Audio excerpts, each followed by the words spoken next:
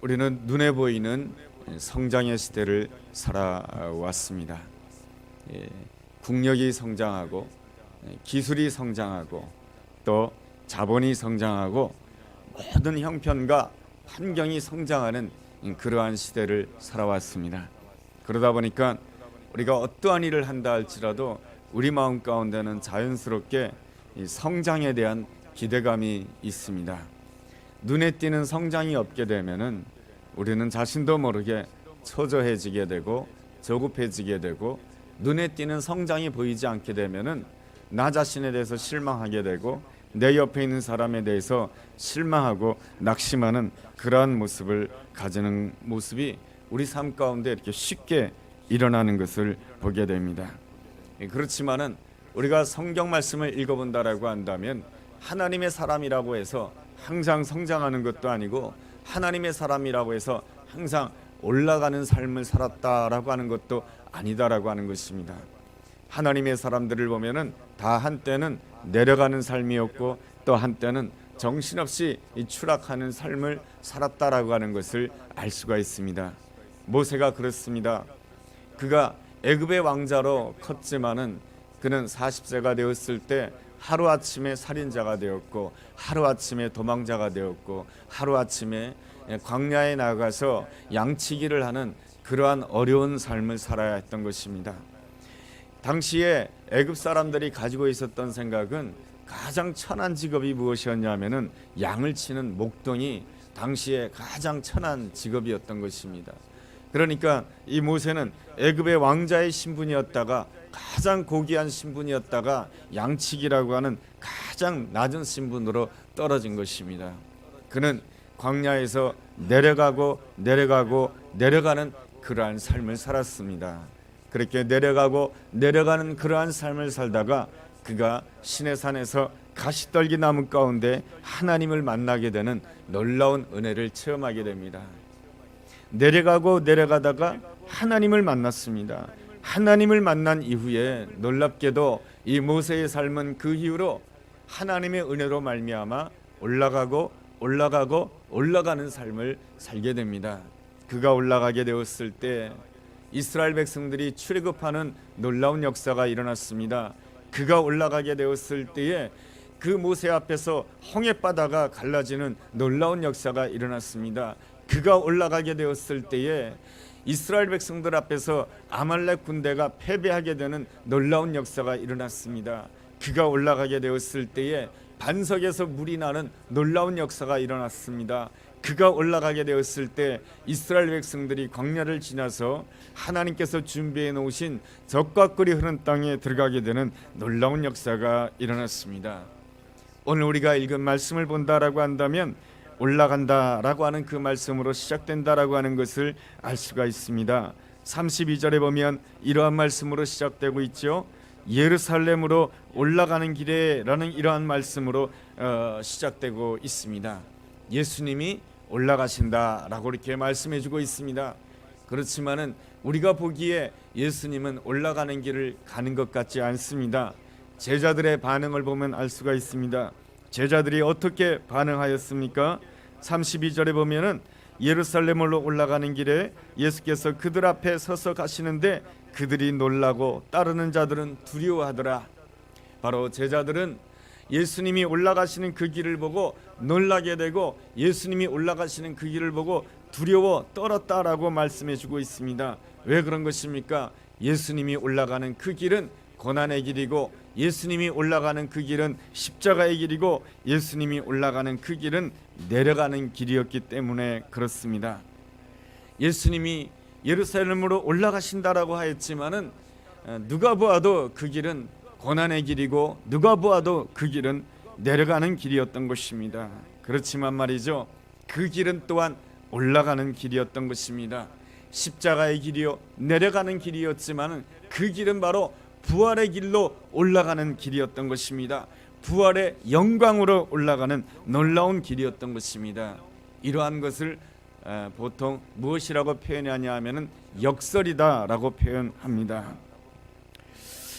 성경 안에는 역설이 굉장히 많습니다. 내가 커지면 다 잘 될 것 같아요. 내가 커지면 모든 것이 다 잘 될 것 같은데 이상하게 내가 커질 때에 내가 무너집니다. 내가 작아지면 내가 초라해질 것 같고, 내가 작아지면 내가 절망할 것 같은데, 내가 작아지고 내가 절망했을 때 그 순간부터 하나님께서 나를 통해서 일하십니다. 그래서 내가 작아지면 다 끝날 것 같은데 하나님의 은혜로 더 크게 되는 아름다운 역사가 일어납니다. 이것이 바로 성경의 역사인 것이며 또한 역설의 역사인 것입니다. 예수님께서 가시는 그 길이 십자가의 길일 수밖에 없었던 이유가 무엇입니까? 그것은 바로 예루살렘 안에 죄악이 가득했기 때문에 그런 것입니다. 성경을 본다라고 한다면 하나님께서 이 땅을 심판하실 때에 이 땅이 더럽기 때문에 심판하시는 것이 아닙니다. 성경을 본다라고 한다면 하나님께서 이 땅을 심판하실 때는 언제 심판하냐 하면은 바로 하나님의 백성이 보이지 않을 때에 하나님께서는 심판하시는 것입니다. 이 땅에 하나님의 백성이 있고 거룩한 하나님의 사람이 있다라고 한다면 하나님께서는 이 땅을 심판하지 않으세요. 왜냐하면 하나님께서는 그 거룩한 하나님의 백성을 향해서 기대하시기 때문에 그런 것입니다. 그 거룩한 하나님의 백성을 통하여서 온 땅이 변화될 것을 기대하시기 때문에 하나님께서는 이 땅을 심판하지 않으세요. 그래서 하나님께서는 항상 사람을 찾습니다. 누구를 찾습니까? 의인 한 사람을 찾고 의인 10사람을 찾는 것이죠. 예레미야서 5장을 본다라고 한다면 하나님께서 예레미야 선지자를 통해서 이스라엘 백성들에게 선포합니다. 이 예루살렘 성에 의인 한 사람이 있느냐? 이 예루살렘 성 안에 의인 한 사람이 있다라고 한다면 내가 이 예루살렘 성이 무너지지 않게 할 것이다라고 말씀해 주십니다. 또한 창세기 18장을 본다라고 한다면 하나님께서 아브라함을 향해서 말씀을 해주십니다. 이 소돔성 안에 10사람이 있느냐? 이 소돔성 안에 의인 10사람이 있다라고 한다면 이 소돔성이 무너지지 않게 할 것이다 라고 말씀해 주십니다. 하나님께서는 항상 뭡니까? 이 땅이 얼마나 악하고 이 땅이 얼마나 더러워졌고 이 땅이 얼마나 잘못되었는지에 대해서 하나님께서는 관심을 가지기보다 더 관심을 가지는 것은 이 땅에 바로 하나님이 기뻐하는 의인이 있느냐, 하나님과 함께 손잡고 동행할 수 있는 하나님의 사람이 있느냐, 그 사람이 한 사람이라도 있느냐, 그 사람이 10사람이 있느냐, 그것에 따라서 하나님께서는 심판을 할 것이냐 말 것이냐 그것을 결정하신다라고 하는 것입니다. 하나님께서 온 땅을 바라보았을 때 하나님께서 기대하는 땅이 있습니다. 바로 예루살렘 땅인 것이죠. 하나님께서 기대한 땅이 있습니다. 바로 시온성인 것이죠. 과연 이 예루살렘이 하나님의 거룩한 백성이냐? 이것이 하나님의 최고의 관심사인 것입니다. 그런데 이 예루살렘이 하나님을 떠나게 됩니다. 자기의 욕심을 구하고 자기의 영광을 구하고 자기의 권력을 구했던 것입니다. 그러기에 하나님께서는 예루살렘을 심판할 수밖에 없었던 것입니다. 예루살렘을 심판한다라고 하는 것은 무엇입니까? 온 땅을 심판한다라고 하는 것입니다. 하나님께서는 예루살렘이 하나님을 떠났기 때문에 이 땅에 더 이상 소망이 없는 것입니다. 예루살렘은 하나님의 성전이 있는 곳입니다. 그런데 하나님의 성전이 있는 그 예루살렘이 더러워졌다라고 하는 것은 이 온 땅에 더 이상 하나님 앞으로 돌아올 희망이 없다라고 하는 것입니다. 그렇기 때문에 하나님께서는 온 땅을 심판하셔야 했지만, 예루살렘을 심판해야 했지만, 온 땅을 심판하기 이전에 예루살렘을 먼저 심판해야 했지만은 하나님께서는 예루살렘을 심판하는 대신에 자신의 독생자 예수 그리스도를 심판하기로 작정하십니다. 온 땅을 심판하시기 이전에 자신의 가장 사랑하는 예수 그리스도를 심판하기로 작정하신 것입니다. 예수님을 심판하심으로 인해서, 완전한 의인이신 예수 그리스도를 심판함으로 인해서 예루살렘을 살리고 온 땅을 살리고자 하는 것이 바로 하나님의 거룩한 뜻이요 하나님의 의로우심인 것입니다. 하나님께서는 이스라엘을 축복해 주셨습니다. 하나님이 축복해 주신다라고 한다면 우리에게 힘이 생기게 됩니다. 하나님께서 우리에게 축복해 주시면은 우리에게 물질의 힘이 생깁니다. 하나님이 우리를 축복해 주시면 우리에게 지식의 힘이 생기게 됩니다. 하나님이 우리를 축복해 주신다라고 한다면 우리는 기술의 힘이 생기고요. 하나님이 우리를 축복해 주신다라고 한다면 사람들에게 인정받는 명예의 힘이 생기게 됩니다. 그런데 그 힘으로 자기만을 위해서 사용하는 것을 무엇이라고 말하냐면 권력이라고 말합니다. 그런데 하나님의 축복으로 허락되어진 그 힘을 가지고 다른 사람들을 섬기는 데 사용한다라고 한다면 그것을 권위라고 말을 하는 것입니다. 이러한 문제는 꼭 사회에만, 국가에만 있는 것이 아닙니다. 가정에도 있습니다. 여러분, 가정에서 누가 제일 힘이 셉니까? 아버지가 힘이 세죠. 근데 그 아버지가 그 힘을 가지고 아내를 섬깁니다. 그 힘을 가지고 자녀들을 섬긴다. 아내를 섬기고 자녀를 섬긴다라고 하는 것은 무엇입니까? 존중한다라고 하는 것이죠. 가족들을 존중한다라고 하는 것은 무엇입니까? 내가 말을 하기 이전에 들을 줄 안다라고 하는 것입니다. 내가 아내에게 이렇게 해라 저렇게 해라 말을 하기 이전에 아내가 무슨 생각을 가지고 있는지, 자녀들이 무슨 생각을 가지고 있는지 그것을 들을 줄 안다라고 하는 것이죠. 한 걸음 더 나아가서 이 모든 문제에 대해서 하나님께서는 뭐라고 말씀하실까? 하나님께서 원하시는 것이 무엇일까? 그것을 생각할 수 있는 그러한 사람은 바로 정말로 그 가족을 아름답게 섬기는 사람인 것이죠. 그럴 때에 그 아버지에게는 무엇이 주어지게 됩니까? 권위가 주어지게 되는 것이죠. 그래서 아버지가 한마디 말씀하신다라고 한다면 아내가 따라요. 아버지가 한마디 말씀한다라고 한다면 자녀들이 따라요. 왜냐하면 아버지가 정말로 우리를 존중해주고 우리를 사랑한다라고 하는 그 사실을 알기 때문에 아버지의 말씀을 따르는 것이죠. 그럴 때 그 아버지에게는 무엇이 있다라고 말을 하는 것입니까? 그 아버지에게는 권위가 있다라고 말을 하는 것입니다. 반대로 아버지에게 힘이 있습니다. 힘이 있다가 보니까 너는 내 말대로 해. 아내를 향해서 그렇게 말을 하고 자녀들을 향해서도 내가 결정한 것이 내 결정을 따라라 라고 한다라고 한다면 그 말과 행동은 바로 무엇이라고 말하냐면 권력이라고 말을 하는 것입니다. 예루살렘 성 안의 문제점이 무엇이었습니까? 바로 하나님께서 택한 시온성이요 하나님께서 택한 예루살렘 성이었지만은 그 예루살렘 성 안에는 참된 권위가 없었고 그 예루살렘 성 안에는 무엇만이 가득했냐면은 권력만이 가득했던 것입니다. 로마의 정부는 권력을 가지고 있었습니다. 그 권력을 가지고 이스라엘 백성들을 향해서 내가 힘이 있으니까 너는 내 뜻대로 해야 돼. 이것이 로마의 정부의 권력입니다. 그렇다라고 한다면 이 예루살렘 성 안에 있는 대제사장과 서기관들이라고 하는 종교 지도자들이라고 한다면 그들은 하나님을 섬기고 이스라엘 백성들을 섬겨야 했지만은 그들은 율법을 가지고 모든 이스라엘 백성들을 좌지우지했던 것입니다. 바로 내가 율법을 잘한다라고 하는 그 사실을 가지고 자기는 율법을 제대로 지키지 못하면서 모든 이스라엘 백성들을 향해서는 이것도 지켜야 되고 저것도 지켜야 되고 이것도 해야 되고 저것도 해야 된다라고 하면서 그 사람들에게 무엇을 주었냐면 죄책감을 주었던 것입니다. 정죄감을 줌으로 인해서 모든 이스라엘 백성들을 자기 안에 가두게 했던 것이죠. 그렇게 함으로 인하여서 그들의 마음 가운데 진정한 진리에 대한 기쁨을 가지지 못하게 하고 그들 마음 가운데 정죄감과 죄책감을 가지게 하고 자신의 말에 따르지 않는다라고 한다면 그 공동체에서 버림을 당하게끔 만든 것이 바로 당시 대제사장들의 권력이요 서기관들의 권력이었던 것입니다. 그런 점에 있어서 예루살렘 성 안에는 권위는 없었고 권력만이 가득했던 것입니다. 이것은 바로 죄를 지은 이후 인간 아담에게서 나타나는 특징적인 현상인 것입니다. 이러한 특징적인 현상은 이 가정에서 제일 먼저 나타나는 거예요. 아버지는 힘이 있다고 해서 그 힘을 가지고 자신의 권력을 행사합니다. 그러면 아버지만 힘이 있습니까? 어머니도 힘이 있어요. 어머니도 그 힘을 가지고 권력 행사를 합니다. 여러분, 아버지만 권력을 행사합니까? 어머니만 권력을 행사합니까? 자녀들도 권력을 행사해요. 어떻게 행사를 하느냐? 자기가 원하는 것이 있으면 일단 때를 써요. 때를 써서 부모가 얼만큼 들어준지를 마음속으로 시험하는 거예요. 그래서 어느 정도 들어줬다 싶으면은 그 다음에는 더 많은 걸 요구해요.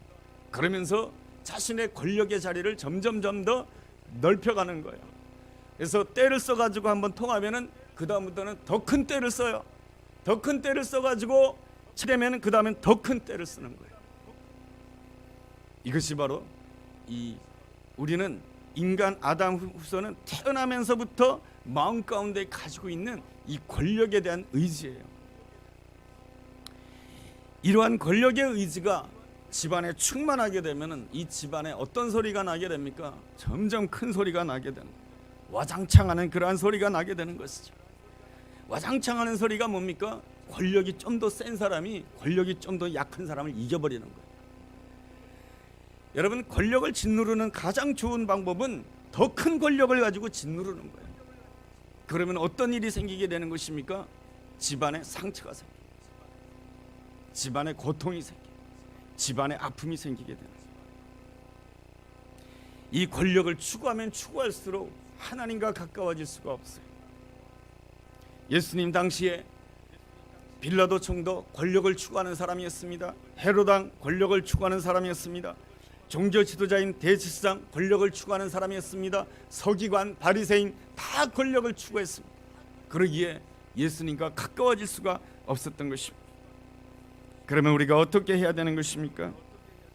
바로 자신의 권력을 내려놓는 훈련을 해야 되는 것입니다. 이거는 의식적으로 훈련해야 돼요. 가만히 있게 되면은 저절로 권력을 추구하기 때문에 순간순간마다 내 권력을 내려놓는 훈련을 해야 되는 것입니다. 그러기 위해서 하나님 앞에 나아가 기도해야 되는 것이죠. 기도한다라고 하는 것이 무엇입니까? 내 결정을 내려놓는 거예요. 하나님은 어떻게 생각하십니까? 하나님은 무엇을 원하시는 겁니까? 이것 자체가 바로 자신의 권력을 내려놓는 것이죠.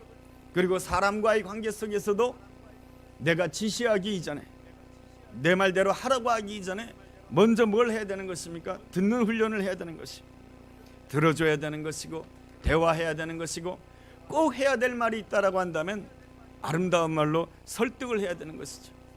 이렇게 하려면 얼마나 힘든지 모릅니다. 굉장히 어려워요. 그렇지만은 그렇게 하는 것이 하나님이 기뻐하는 태도요, 그렇게 하는 태도가 온유한 태도요, 성경은 우리에게 말씀해주고 있습니다.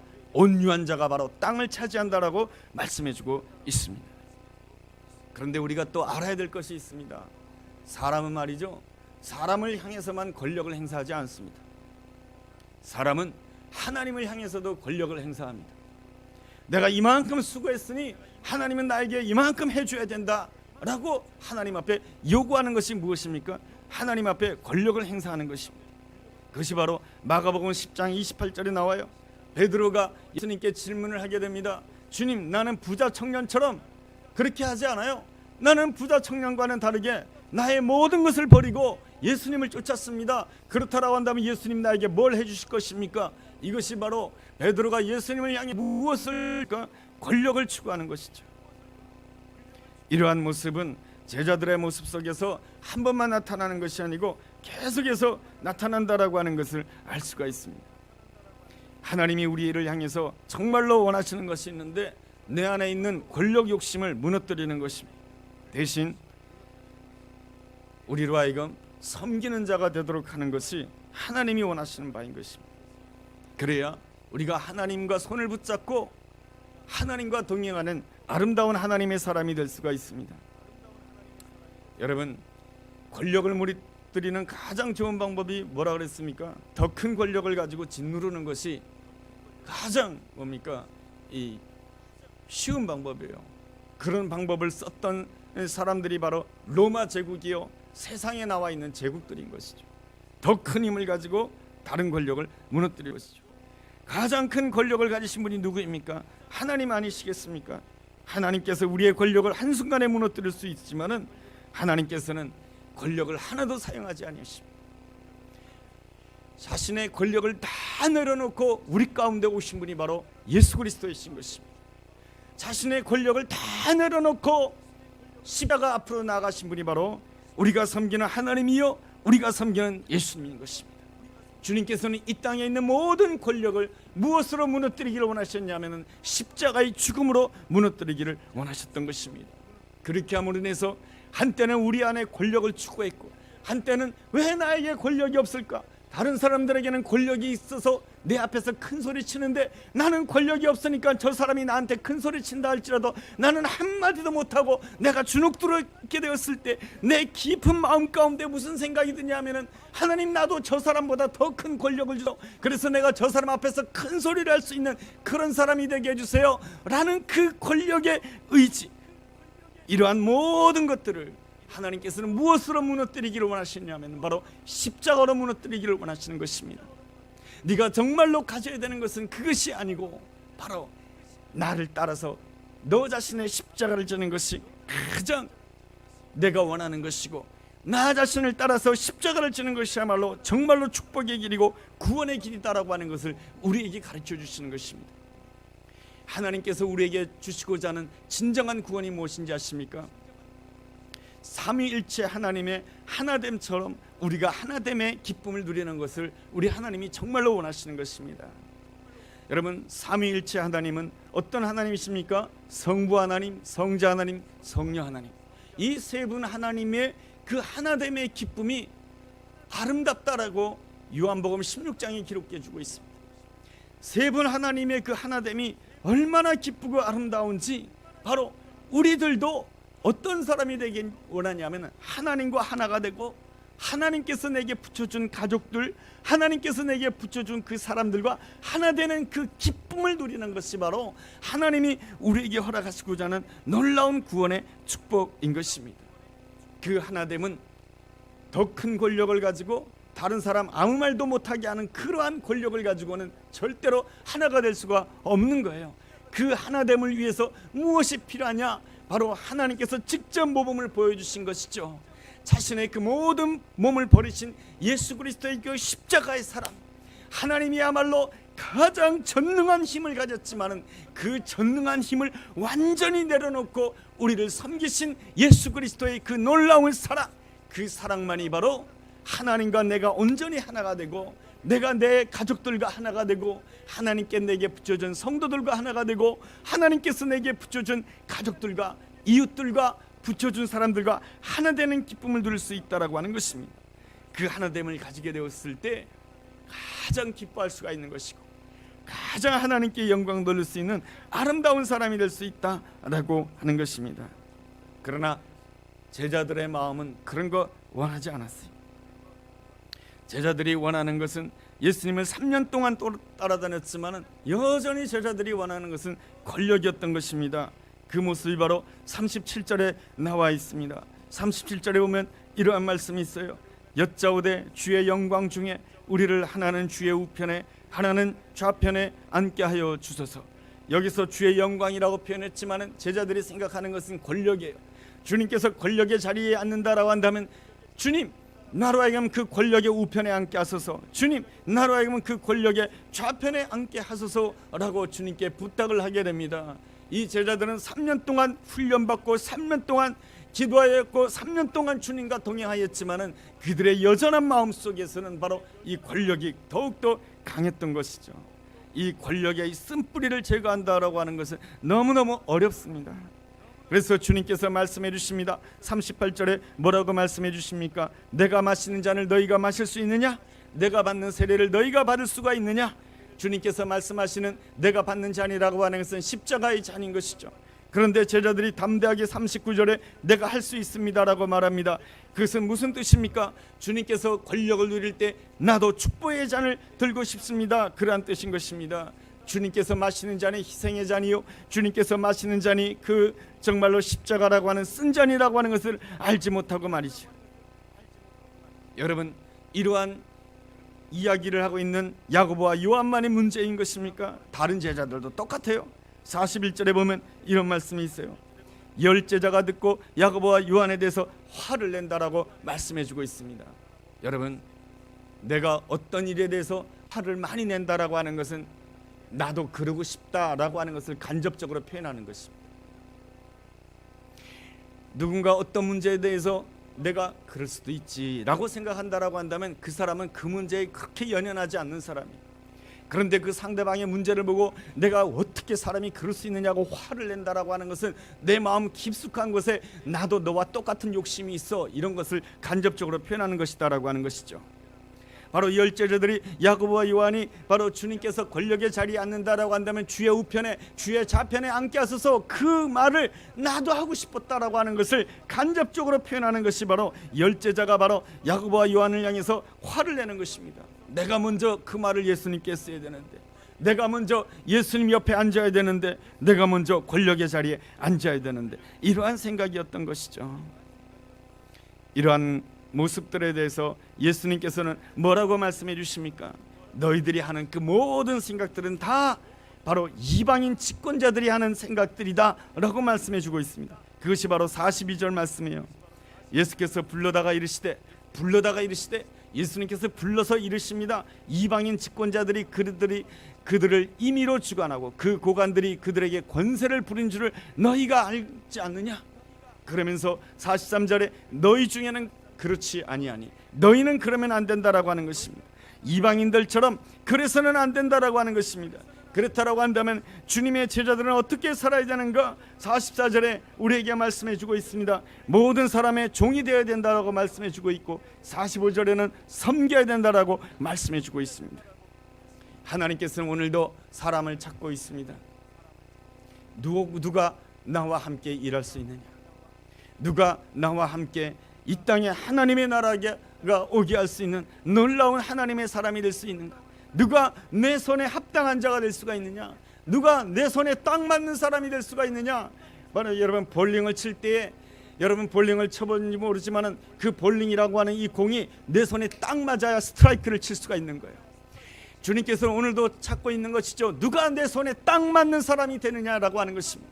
우리가 너무 권력을 추구하고 자기 생각만을 추구하면 내 여러 가지 내 영혼이 너무 거칠어요. 내 영혼이 너무 거칠면 주님의 손에 맞지 않는 사람이 되는 거예요. 주님이 아무리 그 공을 굴린다 할지라도 떠나오로 빠지는 것이죠.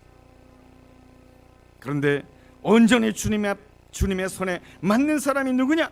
그 사람은 바로 종이요, 그 사람은 누구냐? 섬기는 사람이다라고 하는 것입니다. 종이 된다라고 하는 것은 무엇입니까?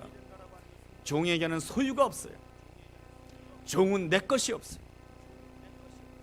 그래서 하나님 앞에 늘 고백해야 되는 것입니다. 내 가족 내 것이 아닙니다. 나에게 주어진 그 모든 것 다 내 것이 아닙니다. 하나님께서 이 땅에 사는 동안에 내게 맡겨준 사람이요, 내게 맡겨준 물질이요, 내게 맡겨준 모든 것입니다. 그러기에 종은 최종 결정자가 아니에요. 종이 일하면서 자기가 결정하면서 자기가 일하나요? 오직 결정하는 분은 주인만이 하는 거예요. 우리가 예수님을 나의 주님이라고 고백하는 것은 무엇입니까? 내 인생의 결정권자는 예수님이시다라고 하는 것입니다. 내가 누구와 결혼할 것인가? 내가 어디에 살 것인가? 내가 어떤 일을 할 것인가? 내가 어떤 직장을 가질 것인가? 내가 어떠한 미래의 꿈을 가질 것인가? 그 모든 결정권자는 바로 나의 주님이다라고 하는 것입니다. 그래서 우리는 기도해야 되는 것입니다. 종으로서 하나님 앞에 기도해야 되는 것입니다. 하나님만이 결정하십니다. 하나님 앞에 결정권을 드리게 되었을 때 우리는 진실로 섬기는 자가 될 수가 있습니다. 섬긴다라고 하는 것은 무엇입니까? 사랑하기 힘든 사람을 사랑하는 것이 섬기는 것입니다. 우리가 사랑할 만한 사람을 섬긴다라고 하는 것은 나도 기뻐요. 저 사람은 내가 사랑하기만 하면은 반응이 팍팍 와요. 그러면 나도 너무 좋아. 그런데 진실로 섬긴다라고 하는 것은 사랑하기 힘든 사람인 것이죠. 하나님께서는 우리 주변에 사랑하기 힘든 사람을 딱딱 놓았어요. 그것은 나를 다듬으시기 위한 거예요. 우리가 사랑하기 힘든 사람이 누구입니까? 상처가 많은 사람들. 상처가 많은 사람들의 특징이 뭔지 아십니까? 말 한 번 잘못하면은 오해를 받아요. 그래서 상처 많은 사람들은 조심해서 말해요. 그래서 섬기기가 어려워요.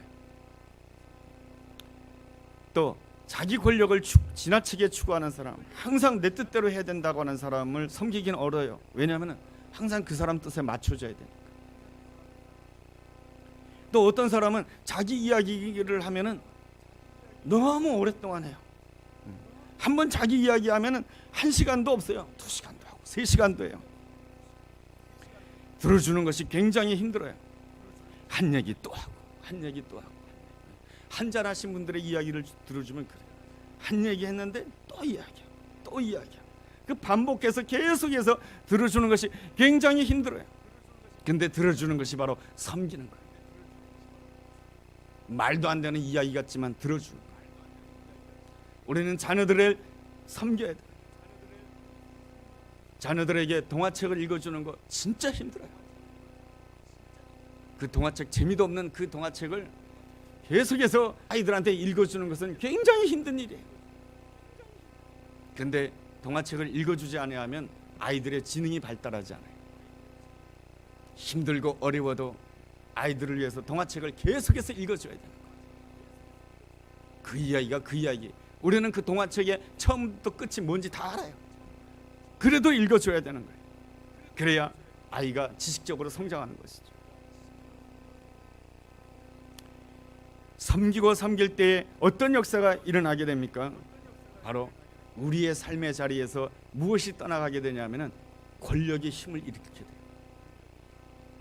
권력을 가지고 내 뜻대로 마음대로 하려고 했던 사람들이 부끄러워지는 거예요. 이러한 이야기가 생각이 나요. 항상 그 남편이 아내를 속썩였어요. 그래서 남편이 어느 날 하루는 술을 너무 많이 드시고 집에 들어와서 잠을 자는 거예요. 근데 아내가 그 남편을 붙잡고 하나님 앞에 기도해요. 하나님 감사합니다. 비록 술을 드셨지만 오늘도 건강하고 무사히 이 집에 들어오게 하시니 감사합니다. 그래도 내 남편 이 시간까지 건강 지켜주시고 하나님께서 이 남편으로 하여금 일을 하게 하심으로 인해서 우리 가정이 먹고 살게 하시니 하나님 감사합니다. 술에 취해서 잠깐 잠들었던 남편이 그 이야기를 듣고 정신이 번쩍 들어요.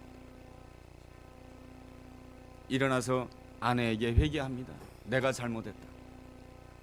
여러분, 이것이 뭡니까? 권위가 권력을 이긴 거예요.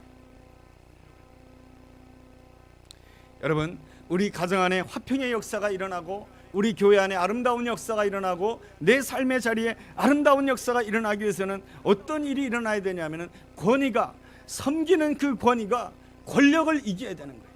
섬기는 권위가 권력을 이기지 못하면은 무엇이 이기게 되냐면 권력이 이기게 돼요. 권력이 이기게 되면 어떻게 됩니까? 모두가 다 고통을 받고 상처를 받고 아픔을 경험하는 거예요. 예수님께서 이 땅에 오셨을 때 그 예루살렘은 권력이 모든 것을 주장했어요. 그런데 예수님께서 이 땅에 오셔서 십자가를 지심으로 철저하게 섬기시고 자신을 죽이심으로 인하여서 로마 정부의 권력이 아무것도 아닌 것처럼 만들어버렸어요. 예수님께서 십자가의 죽으심으로 인하여서 대제사장들과 서기관들의 권력이 아무것도 아닌 것처럼 만들어졌어요.